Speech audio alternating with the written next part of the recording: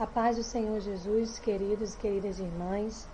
Antes de iniciarmos o estudo de hoje, gostaria de deixar para vocês a mensagem que está em Salmos 133, versículo 1, que diz assim: Ó, quão bom e quão suave é que os irmãos vivam em união. Em tempos de muitas vezes estarmos impedidos de estarmos unidos fisicamente, mas não podemos esquecer que jamais deixaremos de estar unidos espiritualmente, pois somos somente um corpo ligados em Cristo Jesus. Amém? A palavra de hoje está em Esdras 7 e tem como tema Esdras em busca da vontade divina. A história de Esdras é uma história encorajadora, uma história especial.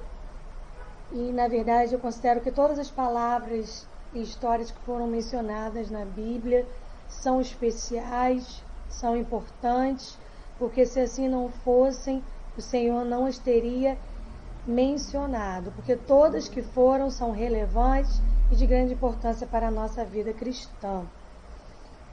A nossa base está em Esdras 7, e o livro de Esdras tem a intenção de registrar a restauração material e espiritual do povo, sendo Esdras uma liderança fundamental na renovação espiritual e no fortalecimento da sua identidade enfraquecida pelo longo tempo de exílio.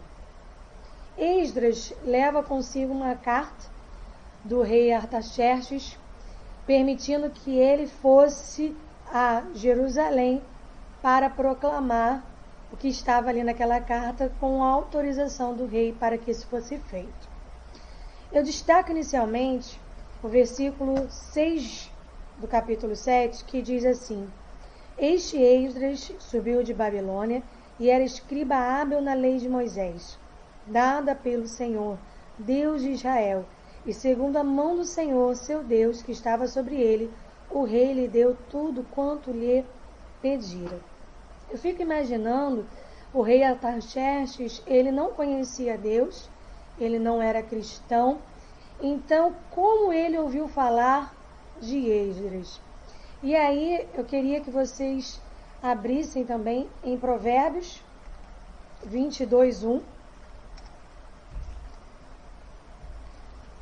que diz o seguinte: Mais digno de ser escolhido é o bom nome do que as muitas riquezas, e a graça é melhor do que a riqueza e o ouro. Eu acredito que Esdras foi escolhido pelo rei Artaxerxes, mesmo que esse não conhecesse a palavra de Deus, pois o bom nome de Esdras o precedia. O nome de Esdras, o seu conhecimento da palavra, as suas atitudes o precediam. Por isso a importância do nosso bom nome, do nosso testemunho. Eu costumo muito dizer que a nossa vida, pode ser a única Bíblia que alguém vai ler. Qual tem sido a Bíblia que as pessoas têm lido ao olhar para nós, ao olhar para a nossa vida? Continuando na história de Esdras, vejamos que quando Esdras chegou ao povo, ele viu que o povo estava totalmente em desacordo com a palavra do Senhor e havia feito casamentos mistos, o que pela palavra do Senhor em Deuteronômio 7:3 havia sido proibido pelo Senhor. Aí você vai me perguntar, mas por que o Senhor proibiu os casamentos mistos? Para que o seu povo não se perdesse. Vemos na história de Salomão que Salomão teve um começo excelente, mas um final muito trágico. Por que isso? Porque muitas esposas e concubinas de Salomão não eram servas do Deus vivo. E Salomão não se posicionou, não se manteve firme, e isso fez com que ele se corrompesse e começasse a adorar juntamente a outros deuses, aos deuses das suas esposas e das suas concubinas, deuses diversos ao Deus dos exércitos. Então, por isso o Senhor lá atrás proibiu esse casamento misto, para que o povo não se corrompesse e não se contaminasse com as práticas erradas.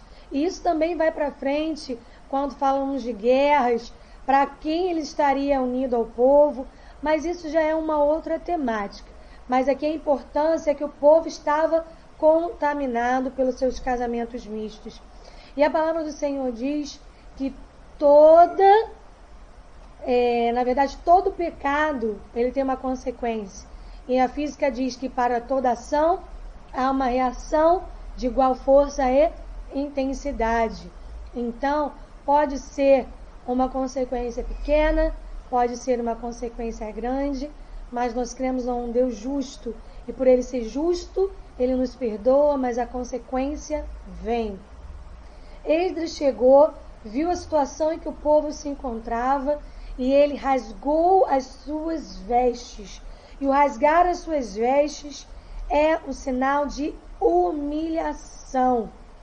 Isso está lá em Esdras 9, versículo do 1 ao 3, que diz assim: acabadas, pois, essas coisas, chegaram-se a mim os príncipes, dizendo: o povo de Israel e os sacerdotes e os levitas não se têm separado dos povos destas terras, seguindo as abominações dos cananeus, dos heteus, dos ferezeus, dos jebuseus, dos amonitas, dos moabitas, dos egípcios e dos amorreus, porque tomaram das suas filhas para si e para seus filhos, e assim se misturou a semente santa com os povos destas terras, e até a mão dos príncipes e magistrados foi a primeira nesta transgressão.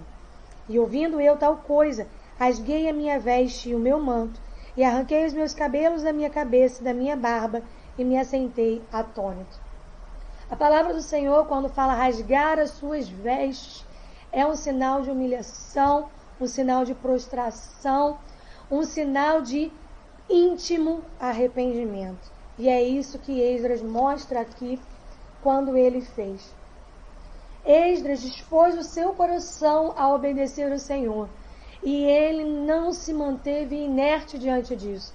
Esdras poderia ter ficado com medo, não ter tomado nenhuma atitude, mas pelo contrário, Esdras, ao ver que o povo estava errado, se contristeceu, houve um contristamento interno dentro do seu coração, e ele rasgou as suas vestes em sinal de arrependimento e humilhação perante o Senhor. Mas como nós dissemos, todo pecado tem uma consequência. Vamos ver o que está escrito em Romanos 8, 28, que diz assim: e sabemos que todas as coisas contribuem juntamente para o bem daqueles que amam a Deus, daqueles que estão chamados por seu decreto. Por que eu achei esse versículo muito importante?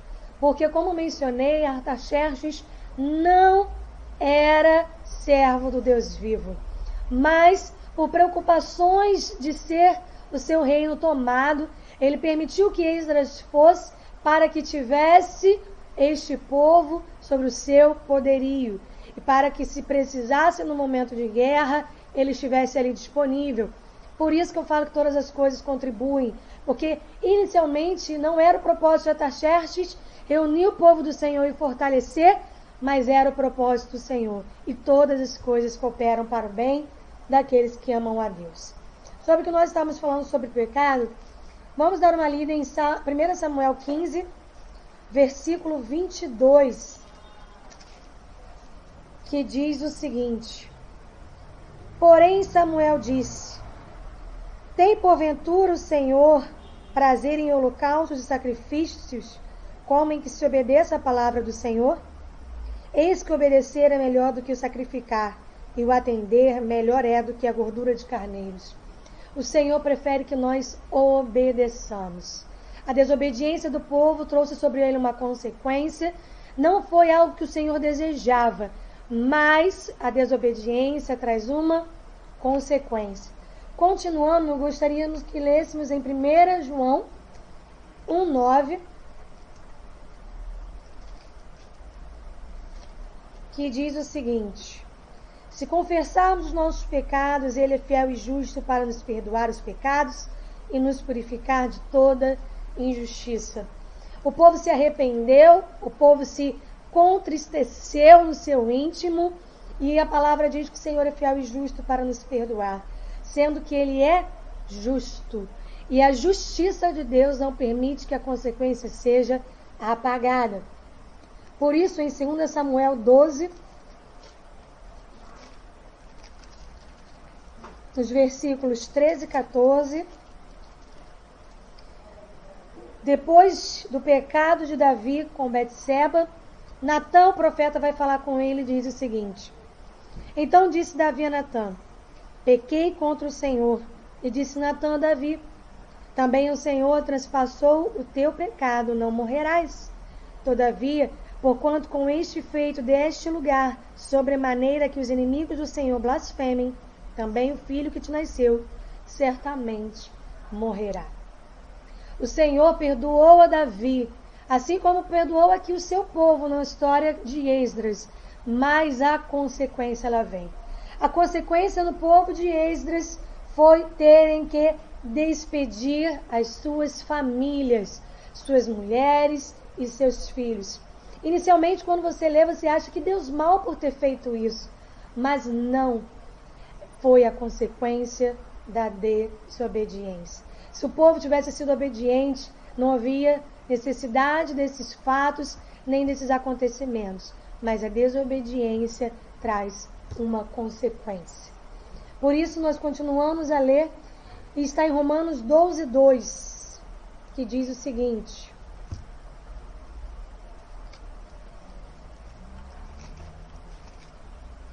Só um momentinho. E não vos conformeis com este mundo, mas transformai-vos pela renovação do vosso entendimento, para que experimenteis qual seja a boa, agradável e perfeita vontade de Deus. Como eu mencionei, Esdras não se manteve inerte diante do pecado do povo, não se conformou, mas transformou-os pela renovação do vosso entendimento. Ele trouxe o povo ao entendimento do erro. O Senhor perdoou o pecado do povo, mas a consequência veio sobre ele.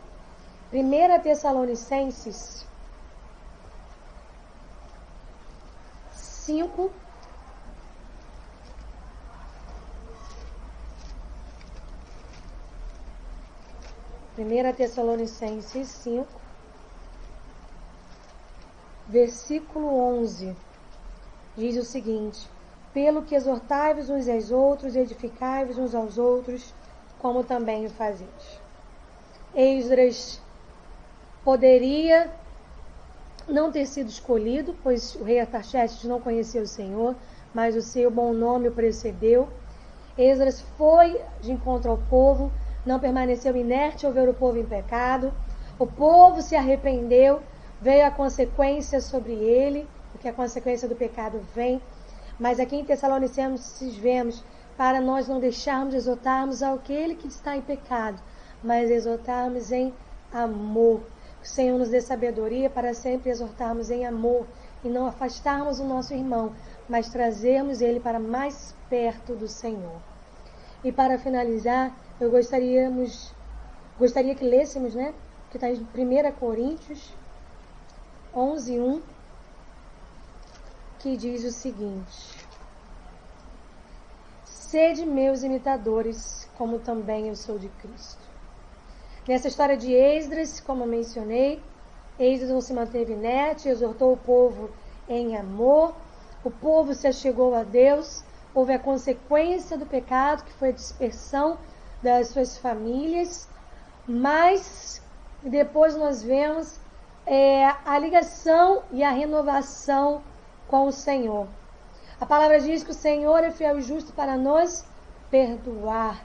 Ele perdoou o seu povo, mas as consequências vieram. Não podemos esquecer que são pessoas como nós e que temos o Espírito Santo que nos foi otorgado por Jesus. Sede meus imitadores, como também eu sou de Cristo. Irmãos, todos nós erramos, todos nós pecamos e destituídos estamos da glória de Deus. Mas a sua graça nos alcançou através do sacrifício de Jesus. Que sejamos seus imitadores e possamos exortar os nossos irmãos em amor e juntos cresçamos em unidade para a glória de Deus. Em nome de Jesus. Amém.